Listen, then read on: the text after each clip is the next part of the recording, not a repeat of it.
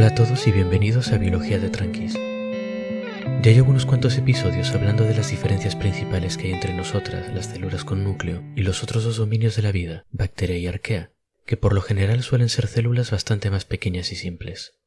Las principales innovaciones de las células con núcleo, o eucaria como se nos llama más formalmente, son 1. Un andamiaje celular que nos permite mantener nuestra forma o cambiarla para distintos propósitos, como en el caso de las amebas.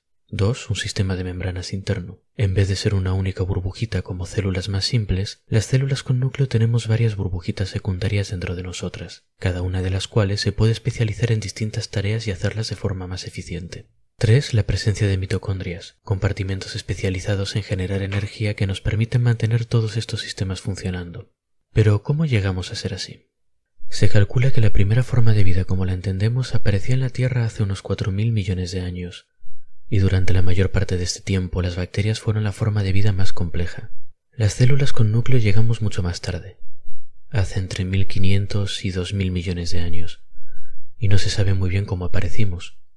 El registro fósil, como os podéis imaginar, es muy difícil de interpretar. Imaginaos intentar reconstruir la historia a partir de marquitas en la piedra dejadas por organismos unicelulares hace 1.500 millones de años.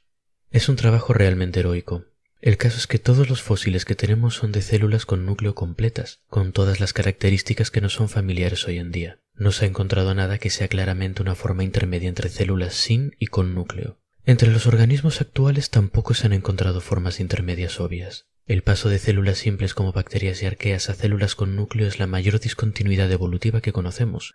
Esto hace que la evolución de las células con núcleo sea un poco incómoda para la teoría de evolución por selección natural clásica, que nos pone un marco en el que los cambios ocurren siempre de forma gradual a lo largo de mucho tiempo.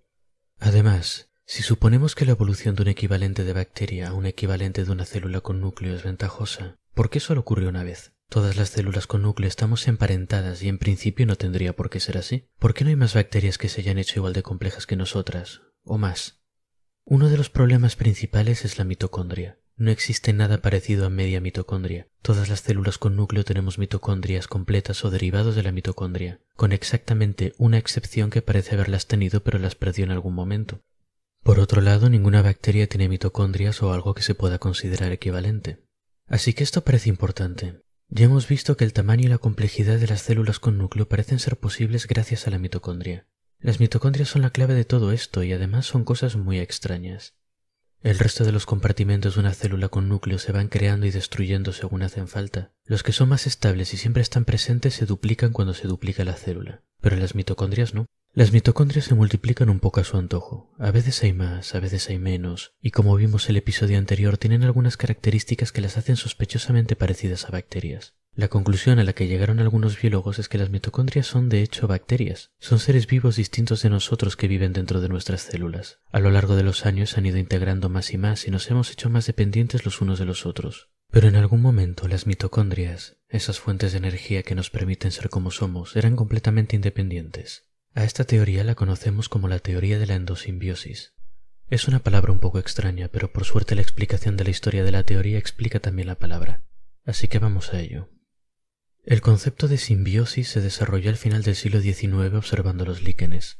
Los líquenes son estos organismos que parecen costritas coloridas que crecen encima de árboles, rocas y esas cosas. Los líquenes están compuestos de dos seres distintos. Por un lado un hongo y por otro un organismo capaz de sacar energía de la luz solar, como por ejemplo un alga o algunos tipos especializados de bacteria. El proceso de sacar energía de la luz solar se llama fotosíntesis, que viene a significar fabricar por luz en latín antiguo. Siento estar introduciendo tanto vocabulario nuevo, pero estas palabras son súper específicas para procesos biológicos y para algunos muy importantes, y merece la pena conocerlas. La fotosíntesis es una habilidad muy útil y muy importante para todos nosotros, y definitivamente os debo un episodio sobre ello más adelante. Así de forma rapidita consiste en crear moléculas orgánicas como por ejemplo azúcar a partir de moléculas inorgánicas sueltas, usando al sol como fuente de energía y produciendo oxígeno en el proceso. La asociación que tienen los líquenes entonces se considera beneficiosa para los dos organismos que la componen. El hongo recibe alimento que produce su socio fotosintético, y el socio, bien cómodo y arropadito entre los tejidos del hongo, recibe protección, humedad y algunos nutrientes básicos. A este tipo de situación en el que dos o más organismos viven juntos para beneficio de ambos se la llamó simbiosis, que en griego significa vivir juntos. La relación de simbiosis de los líquenes le dio ideas a un científico ruso llamado Merezhkovsky. Bueno, supongo que no se pronuncia así. Pero le dio ideas mientras estudiaba las plantas. Las células de algas y plantas tienen unos compartimentos especializados donde ocurre la fotosíntesis. De la misma forma en que las mitocondrias se especializan en la respiración, estas se especializan en fotosíntesis. Sin estos compartimentos, que se llaman cloroplastos, las plantas y las algas no serían capaces de crear materia orgánica a partir de la luz solar, y el mundo sería muy distinto a como lo conocemos. Al igual que las mitocondrias, estos compartimentos son muy extraños, y se parecen sospechosamente a un tipo de bacterias capaces de hacer la fotosíntesis. ¿Os acordáis de las que mencioné que a veces forman líquenes? Se parecen mucho a esas. Así que este señor ruso planteó la idea a principios del siglo XX de que los compartimentos fotosintéticos en las células vegetales eran en realidad bacterias fotosintéticas que vivían dentro de ellas. Y no fue el único, la verdad. Otros científicos tuvieron ideas parecidas por esa época. En algún punto, este tipo de relación de simbiosis tan estrecha en la que uno de los socios vive dentro de otro se la comenzó a llamar endosimbiosis, basándose en la palabra del griego antiguo endo, que significa dentro. Por tanto, estamos hablando de una simbiosis interior. Pero en su momento la verdad es que no se les hizo nada de caso a esta pobre gente. Su teoría era un poco extraña y bueno, en justicia no tenían demasiadas pruebas para demostrarla con fuerza en el momento. La teoría de la endosimbiosis tardaría varias décadas más en empezar a ganar tracción en la comunidad científica. Hubo que esperar hasta que se descubrieron las bases moleculares de la herencia, hasta que se supo que el ADN contenía la información necesaria para construir un organismo y mantenerlo funcionando. Una vez se supo esto, se descubrió rápidamente que tanto los cloroplastos como las mitocondrias tenían su propio ADN, su propio material genético independiente de la célula donde vivían. El trabajo que realmente acabó de poner en el centro de atención la teoría de la endosimbiosis salió en 1967, publicado por la bióloga Lynn Margulis. La idea esencial de la teoría de Margulis y de los que pensaban como ella es que tanto los cloroplastos como las mitocondrias, como muchos otros de estos compartimentos internos de las células con núcleo, se habían originado a partir de endosimbiosis muy antiguas. Para entenderla mejor, recordemos el episodio anterior. Hablábamos de una pobre bacteria que había caído en las redes de una ameba. La ameba la había envuelto con su membrana y la había interiorizado en una burbujita que se dirigía a uno de los compartimentos de digestión. Nuestra pequeña bacteria parecía condenada, pero ahora es cuando viene el giro en la historia. ¿Y si la burbujita de la bacteria nunca llegase a su destino por cualquier fallo del sistema? La bacteria se quedaría aislada, encerrada en una burbujita dentro de la célula que la intentó devorar sin éxito. Imaginemos que esta bacteria es de la variedad que sabe realizar la respiración celular y quemar glucosa en presencia de oxígeno. A través de la barrera de su burbujita le llega glucosa, ya sea creada o ya sea sacada del exterior por la célula que la hospeda, así que sobrevive como puede, y de hecho mejor de lo que lo hacía afuera, porque está en un ambiente protegido y rico en nutrientes. La verdad es que le sobra energía, y esa energía se difunde a través de la barrera de su burbujita en forma de ATP y llega a la célula huésped. Tenemos pues establecido una relación con un origen un poco incómodo, pero es una relación mutuamente beneficiosa al fin y al cabo. A medida que pasaron los años y las generaciones, esta relación se fue estrechando. La mitocondria se fue especializando en respirar usando la glucosa que le pasaba a la célula dentro de la que vivía, y como parte de esta especialización fue perdiendo genes o trasladándolos al núcleo de la célula hospedadora. Esto suena raro, pero no lo es tanto. En organismos sencillos como bacterias es muy habitual que una célula absorba ADN de otra que no tiene nada que ver con ella, quizá porque una de ellas murió, el ADN quedó flotando y otra se lo encontró y lo integró. A estos niveles de complejidad tan bajos, los organismos son mucho más flexibles que nosotros, que normalmente estamos encasillados con nuestro ADN enorme y regulado de forma tan precisa. Así que de esta forma la bacteria original se quedó solo con unos pocos genes clave para su función, y fue especializando su estructura para ser lo más eficiente posible en su trabajo. Mientras tanto, la célula hospedadora se fue haciendo más grande y compleja, hasta tener un sistema que no se podía sostener sin la energía proporcionada por la mitocondria. Llegados a este punto, ninguno de los dos socios podía vivir sin el otro. Qué teoría más bonita, ¿verdad? Y sin embargo es absurda. Va completamente en contra de todo el sentido común. Odio este tipo de teorías. Se basan en una cosa muy improbable que pasó una sola vez y no ha vuelto a pasar desde entonces, que dio lugar a un paso adelante gigantesco en la evolución. Apelar a la improbabilidad cuando se puede apelar a un proceso más normal y habitual es el signo de una mala explicación, en mi opinión, y no soy el único que piensa así. En su momento, y de hecho durante las siguientes décadas, hubo mucha resistencia a la teoría de la endosimbiosis. Quizá las mitocondrias y los cloroplastos podían haber evolucionado de forma más normal, entre comillas, a base de pequeños cambios graduales que llevan a compartimentos interiores con capacidades cada vez mejores. Quizá en algún momento un pedacito de ADN procedente de la célula hospedadora pudo acabar dentro de esos compartimentos y hacerlos más eficientes en su trabajo. Tampoco ayudó que Lynn Margulis incluyese en su teoría de la endosimbiosis original otros compartimentos y partes de la célula que no tienen ninguna señal de haber sido resultado de una simbiosis, como por ejemplo el núcleo. Pero bueno, en ciencia es una virtud doblar ante la evidencia, y la verdad es que hemos de doblar. A lo largo de los años se ha estudiado a fondo el ADN que hay en las mitocondrias y en los cloroplastos, y se ha visto que son muy parecidos a los de las bacterias. No tienen nada que ver con los de la célula que los acoge. Sin embargo, aunque está claro que en algún punto del pasado las células con núcleo surgimos de la integración de dos organismos, esto nos deja con muchas preguntas, y los cómo y por qué de este evento todavía no están respondidos. Vamos a centrarnos en las mitocondrias durante el resto de este episodio. Los cloroplastos son muy interesantes y definitivamente os debo un episodio sobre la fotosíntesis, pero las mitocondrias son una de las características que nos definen como células con núcleo, y por tanto son muy interesantes de cara a hacernos una idea de por qué somos como somos, de cómo evolucionamos. La teoría de la endosimbiosis de la ameba que se come una bacteria y no consigue digerirla y ella se queda a vivir dentro y son felices para siempre es bonita, pero a medida que pasa el tiempo se ha visto que tiene sus agujeros. El más obvio es uno que es muy fácil de ver si habéis estado siguiendo estos episodios. Hemos visto que las células con núcleo somos mucho más grandes y complejas que las bacterias, en parte porque tenemos más energía debido a la presencia de mitocondrias.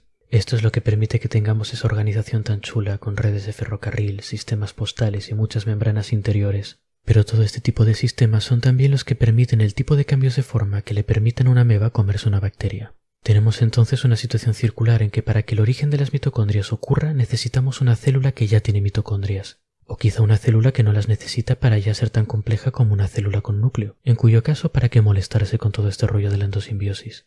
Este problema no es irresoluble, claro. Es posible que la célula original tuviera capacidades limitadas para moverse y cambiar de forma, mucho más limitadas que las de nuestras amebas actuales, pero lo suficiente como para comerse un ancestro de la mitocondria, sin éxito. La simbiosis resultante le dio más energía y se hizo más compleja y grande gradualmente. Sin embargo, esta es una especulación, y muchos otros científicos piensan que la simbiosis tuvo que ser necesariamente el primer paso, con la complejidad llegando más adelante poco a poco una vez hubo la suficiente energía como para sostener esa complejidad. El problema con todas estas teorías es que son eso, teorías. Hace mucho tiempo que la simbiosis ocurrió, y la vida en la Tierra ha cambiado y se ha diversificado tanto que es muy difícil encontrar evidencias que demuestren las distintas teorías y que permitan ver quién tiene razón y quién no. Los que hayan seguido este programa desde el principio recordarán que teníamos un problema similar con las distintas teorías del origen de la vida. Sin embargo, en este caso es un poco más fácil, un poquito solo.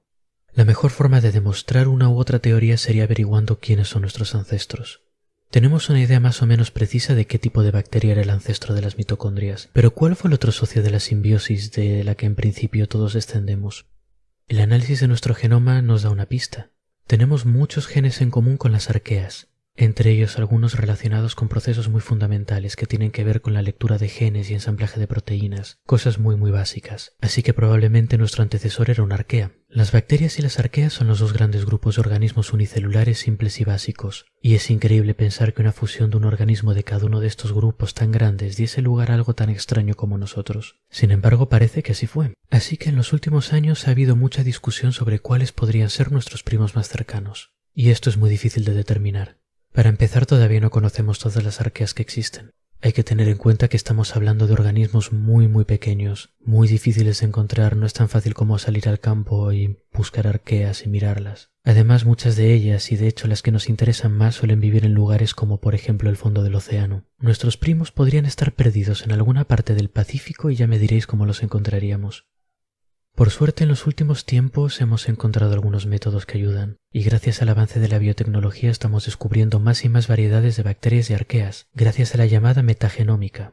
A grandes rasgos, la metagenómica consiste en tomar una muestra del medio ambiente, por ejemplo de tierra o de agua, procesar esa muestra y analizar todo el ADN que contiene. Poco a poco, con mucho trabajo, cuidado y ordenadores, se van reconstruyendo y separando las distintas secuencias de ADN que contiene la muestra. Se van identificando genes individuales y esos genes se van separando en grupitos que probablemente pertenezcan al mismo organismo. Después de muchísimo trabajo tendremos un montón de grupitos de genes correspondientes a un montón de organismos, o bueno, de posibles organismos. Una vez tenemos esto, cada grupo se cruza con las bases de datos que tenemos y vemos a qué se parece. Muchas veces uno de nuestros grupitos se parecerá mucho a un organismo que ya conocemos, pero otras encontraremos grupitos de ADN que no coinciden con nada de lo que hay en las bases de datos. En estos casos los etiquetaremos como un organismo nuevo. Hay que tener en cuenta que estos no son necesariamente organismos reales, es decir, Puede que lo sean, pero no los hemos visto nunca. Solo suponemos que están ahí porque hemos encontrado un ADN en nuestra muestra y pensamos que puede ser de un bicho que no conocemos. Para asegurarnos de que hemos hecho bien el trabajo de análisis y clasificación de ADN, tendremos que aislar, observar y, si es posible, cultivar estos microorganismos fantasma. Esto es lo que ocurrió hace poco con un grupo de arqueas con el excelente nombre conjunto de Arqueas Asgard, en honor al hogar de los dioses en la mitología nórdica. Este enorme grupo incluye a grupos menores llamados Loki Arqueas, Thor Arqueas, Odin Arqueas y Heimdall Arqueas. No me digáis que no mola. Todas estas arqueas se descubrieron en análisis metagenómicos de barro sacado de lugares con poco oxígeno, como por ejemplo fumarolas volcánicas o sedimentos ricos en metano. Son todo ambientes un tanto extremos según nuestros estándares. Estos organismos fantasma que solo conocíamos por la detección de su ADN tienen una serie de genes que solo se encuentran en células con núcleo y que tienen que ver con procesos muy característicos nuestros, como por ejemplo la formación de burbujitas interiores o la formación de un andamiaje celular. Bueno, lo que pasa es que este grupo de organismos, aunque eran muy prometedores, seguían siendo organismos fantasma. Nunca los habíamos observado en la vida real, así que todavía había que tomarse su existencia con un poco de escepticismo.